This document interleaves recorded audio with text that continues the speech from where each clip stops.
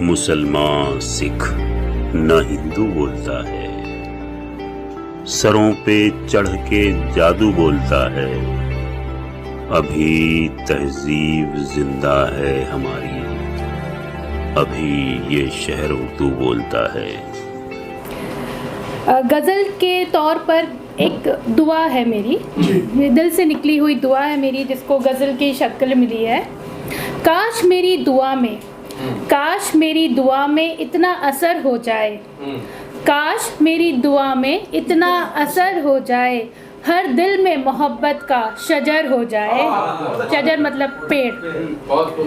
काश मेरी दुआ में इतना असर हो जाए, हर दिल में मोहब्बत का शजर हो जाए।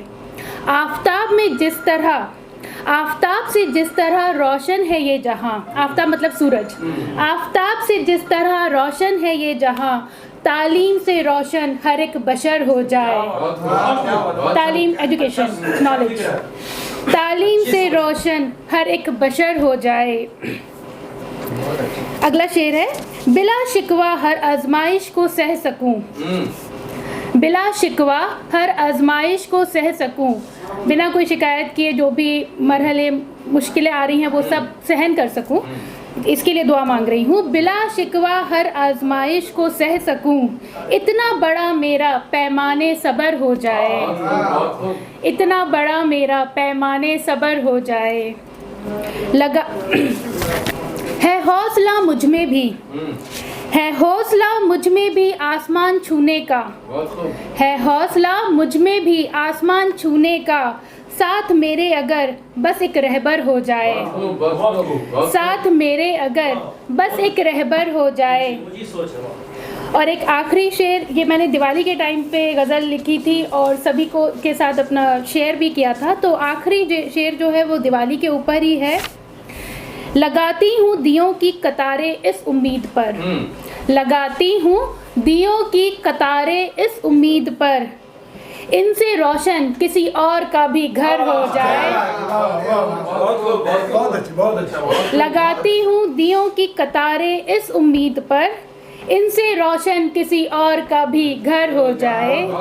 काश मेरी दुआ में इतना असर हो जाए, हर दिल में मोहब्बत का शजर हो जाए। अब एक नज़्म पेश करना चाहूँगी जिसका उन्वान है, टाइटल है हमारे ज़माने की बेटियाँ। ये इसलिए कह रही हूँ हमारे ज़माने की बेटियाँ क्योंकि ये मैं अपने बचपन और ज़्यादातर मैं अपनी मम्मी की जो जनरेशन है उससे लिंक कर सकती हूँ, क्योंकि आजकल वुमेन एम्पावरमेंट का टाइम है, बेटियाँ हर जगह आगे बढ़ रही हैं, बट फिर भी मुझे लगता है कि बेटियों को आगे तो बढ़ने दिया जा रहा है, पर उनकी खुशी की आज़ादी, उनकी मतलब रज़ामंदी की आज़ादी, वो जो करना चाहे उसकी आज़ादी उन्हें अभी भी नहीं मिलती है। जो उनके पेरेंट्स चाहते हैं वो उस तरीके से आगे बढ़ती हैं, वो जो चाहती हैं उस तरीके से आगे बढ़ेंगी तो रियल वुमेन एम्पावरमेंट कहलाएगा। तो उसी पर है हमारे ज़माने में बेटियाँ।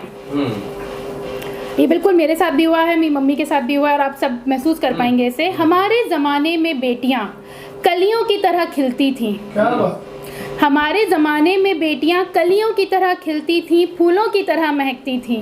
मतलब मम्मी लोग ना एकदम ऐसे सहज के रखते हैं, फूल बनाकर एकदम, जो बात बोलो सब हाजिर है।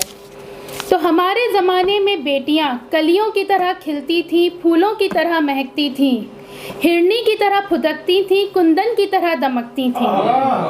कलियों की तरह खिलती थीं, फूलों की तरह महकती थीं, हिरनी की तरह फुदकती थीं, कुंदन की तरह दमकती थीं, हीरे की तरह चमकती थीं, हीरे की तरह चमकती थी, संभाल के रखते थे बिल्कुल हीरे जवाहरात की तरह। तो हमारे ज़माने में बेटियां कलियों की तरह खिलती थी, फूलों की तरह महकती थी, हिरनी की तरह फुदकती थी, कुंदन की तरह दमकती थी, हीरे की तरह चमकती थी, पर उनकी आंखें ख्वाब नहीं देखती थीं। क्या बात है? उनकी आंखें ख्वाब नहीं देखती थीं, उनके दिल में ख्वाहिशें नहीं पलती थीं।